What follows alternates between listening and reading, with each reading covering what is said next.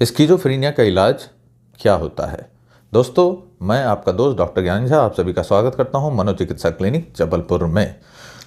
दोस्तों, जब भी कोई मरीज और उसके परिवारजन मेरे ओपीडी में आते हैं और जब मैं उन्हें कहता हूं कि वो स्किज़ोफ्रेनिया से ग्रसित है, तो मरीज और साथ ही साथ उसके परिवारजन दोनों ही शॉक्ड हो जाते हैं। क्योंकि जो भी व्यक्ति स्किज़ोफ्रेनिया के बारे में थोड़ी भी जानकारी रखता है, वह इस रोग के आसपास भी भटकना नहीं चाहता। वह इस रोग का नाम सुनकर ही भयभीत हो जाता है और भयभीत होने के पीछे की सबसे बड़ी वजह जो होती है, वह होती है इस रोग में पाए जाने वाले सिम्टम जो बहुत ही बिजार होते हैं। इस प्रकार के होते हैं कि स्किज़ोफ्रेनिया के रोगी के साथ रहना बुरे से बुरे सपने से भी बुरा कई बार हो जाता है, क्योंकि उन्हें शक होता है, वहम होता है, वह क्रोध करते हैं, वह ऐसी स्थिति में रहते हैं कि जैसे किसी दूसरी दुनिया में रह रहे हों। नहाना छोड़ देते हैं, खाना छोड़ देते हैं, एक कोने में पड़े रहते हैं और उनके जीवन की प्रोडक्टिविटी जीरो की तरह हो जाती है। स्किज़ोफ्रेनिया में और क्या होता है, अगर आप जानना चाहते हैं तो मैं आपको डिस्क्रिप्शन में लिंक दे दूंगा ताकि आप जान पाएँ कि स्किज़ोफ्रेनिया क्या होता है, उसकी तीव्रता कैसे नापी जाती है, इस पर भी मैं वीडियो का लिंक आपको दे दूंगा। तो दोस्तों, फिर से पुनः टॉपिक पर आते हैं कि स्किज़ोफ्रेनिया का इलाज क्या होता है और कब तक लेना होता है। तो जैसा मैंने आपसे कहा कि लोग डर जाते हैं और फिर अगला सवाल यही पूछते हैं कि सर, क्या हम ठीक हो पाएंगे, क्या इसका कोई इलाज है, और यदि इलाज है तो वो कब तक चलेगा। तो चलिए एक एक कर आज इन टॉपिक को कवर करते हैं। स्किज़ोफ्रेनिया का जो इलाज होता है वह होता है एंटीसाइकोटिक्स। स्किज़ोफ्रेनिया साइकोसिस में आने वाला रोग है, बहुत ही कॉम्प्लेक्स मेंटल डिसऑर्डर है जो कि साइकोटिक डिसऑर्डर होता है। अब साइकोटिक डिसऑर्डर क्या होते हैं, न्यूरोटिक डिसऑर्डर क्या होते हैं, इस पे भी वीडियो बना हुआ है, आप जाकर उसे देख सकते हैं।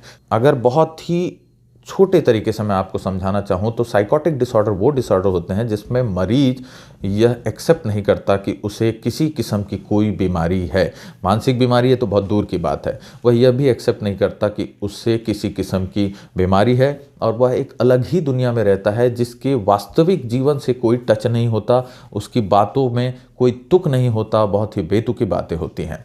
तो antipsychotic is the main stay of the treatment of schizophrenia. Antipsychotics जैसे ओलंजापिन, जैसे क्विटियापिन, जैसे रेस्पेडोन, जैसे जिप्रासिडोन, जैसे क्लोजापिन, बहुत सारे किस्म के एंटीसाइकोटिक आज हमारे पास उपलब्ध हैं।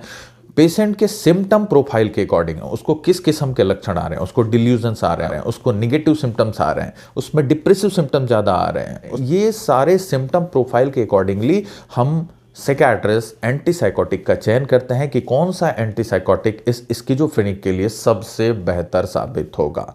अब दूसरा बड़ा सवाल आता है कि चलिए एंटीसाइकोटिक हमने दे दिया, मरीज में बहुत बेहतरी भी होने लगी, वह ठीक भी होने लगा, तो अब हम कब तक इसका ट्रीटमेंट देंगे।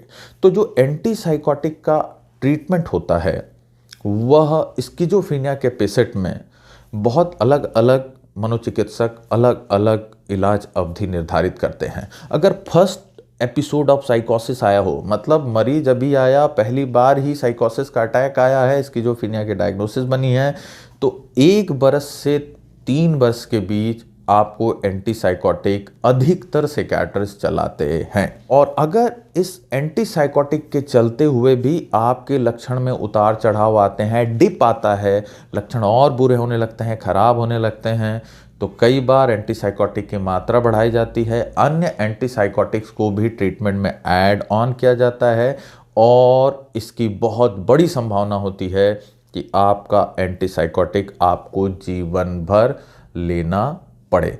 तो आई होप दोस्तों कि आपको आज ये जानकारी मिल गई होगी कि स्किज़ोफ्रेनिया का इलाज क्या होता है और उसके इलाज की अवधि कितनी होती है। अगर आप इस प्रकार के अन्य वीडियो देखना चाहते हैं तो मेरे चैनल को ज़रूर सब्सक्राइब करें, क्योंकि इस प्रकार के अन्य वैज्ञानिक वीडियो मनोचिकित्सा के लगभग सभी डिसऑर्डर पर हम निरंतर लाते रहते हैं। आपसे अनुरोध करूंगा कि कमेंट कर मुझे बताएं कि किस प्रकार के अन्य वीडियो आप देखना चाहते हैं। तब तक के लिए जय हिंद, जय भारत, नमस्कार।